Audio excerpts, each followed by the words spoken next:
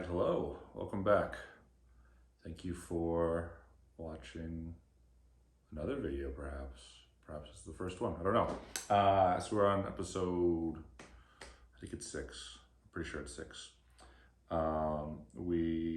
Last week or last time, last video we had was the Beatles. We talked a little bit about the history of this box that I got here, as far as my history with it. And we listened to Revolver. We had the opportunity to listen to an original mono US copy of Revolver against the stereo box set. We have a little bit different comparison today. Not all the listening will be comparison, but instead of going through every single Beatles album, decided to go through the ones I have multiple copies of. And this week, of course, after Revolver is Sgt. Pepper's Lonely Hearts Club Band. So 2 copies of this one. One of them, of course, is the stereo box set from 2012. The other one, 2012. Other one is the 50th anniversary remaster. It's a remaster by, I believe, Giles Martin, who is George Martin's son.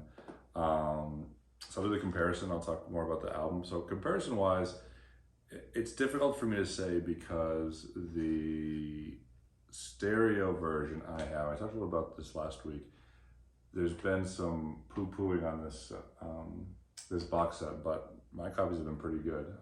I do have the US version of it, if that matters. And this one was nice and quiet, easy to listen to, so I wasn't distracted, I guess, in between.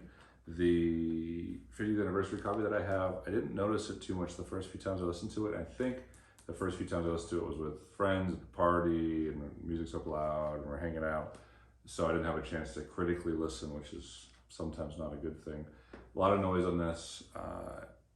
Couldn't really hear it during the songs except for a few. And then in between, it takes me out of the music a little bit, where it's fading out or coming down, and that little bit in the middle has the noise from the record. So pretty noisy record. Hopefully, if you have this 50th anniversary, it's a little bit better sounding than mine. So that was the quality-wise. Sound-wise, I believe there's a few things that come in better with the 50th anniversary. One of them being the bass line, I think, is a little bit tighter. Paul's bass, the bass drum is a little heavier, I think, too, which is a common thing for more modern masterings as well.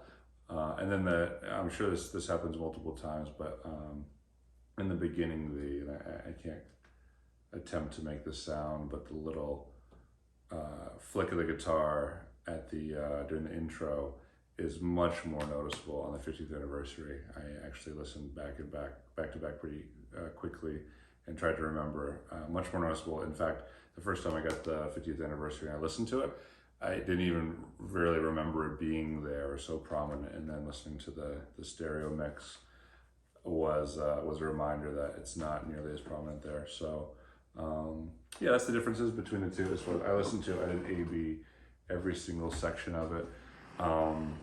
This album's very interesting. A lot of folks consider it the best Beatles album.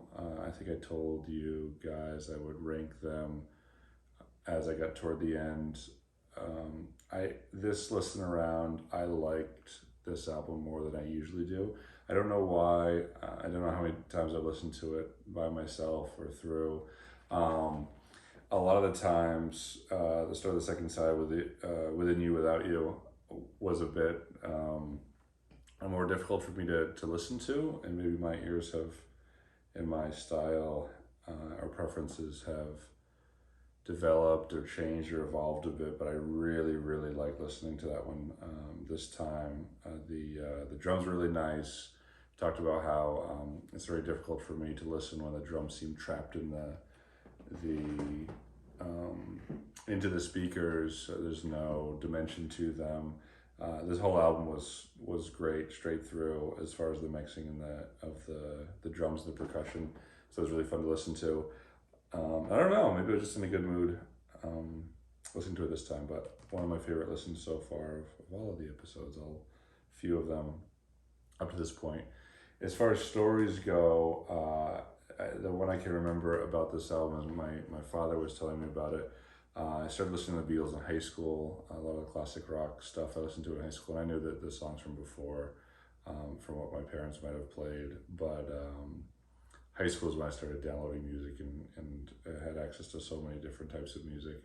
So I started listening to the Beatles, and then I talked to my dad about it. I listened to more Yes, which is at the end of the alphabet, so you get to wait for that. Lots of other bands, and we were talking about Sgt. Pepper. He said, "Oh, Sgt. Pepper is it was the best album ever, the best album to come out, and it was in reaction to the Beach Boys' Pet Sounds, and everyone said that was the best album ever. And then the Beatles said, "Oh, we need to make this one." I didn't know how true that was. I didn't know that much about it until just recently. The Hulu put out I don't know what's called, McCartney maybe, something else, but it's a series on Paul McCartney. And it's him being interviewed by another fellow, and they're listening, and they're kind of mixing the music and listening to different tracks and talking about him. Writing songs in different parts of his life, but he actually told that story just like my dad did. So I don't know where he heard it. Probably from one of the Beatles interviews earlier. But I believe it. Pet Sounds I don't really like. I don't own that, so we don't get to go through that one. Although I guess Beach Boys would be before the Beatles, so you've figured that out already. I don't know why. I can't get into it as much. I like some of their songs, but I never bought any of their things. But anyway, great album. Probably not my favorite. There's not too many other personal stories other than the box set, listening, re-listening. Something I didn't mention about the box set last time is that I don't know how much it was retail, $400 or something when it came out. Now, $500 or $600, whatever it might be. The albums aside, the book that's in there is really, really great. And I don't know, I'm pretty sure you can't get access to that otherwise. Maybe someone will sell it separately on eBay to distribute the cost of their box set or something, or spread out the cost a bit. But the book is so enjoyable. It's so enjoyable to read. The first time I got this box set, I listened front to back, first album to the last album, and I guess, is it Past Masters or something? I think at the end there as well. And I just read through the book. There's a section on each album, and I read through and I listened. It was just a really, really fun exercise for me. But yes, definitely, if you can get your hands on one of these, if you're thinking that the quality isn't good enough, or you've heard reviews, I'd say it's just fine.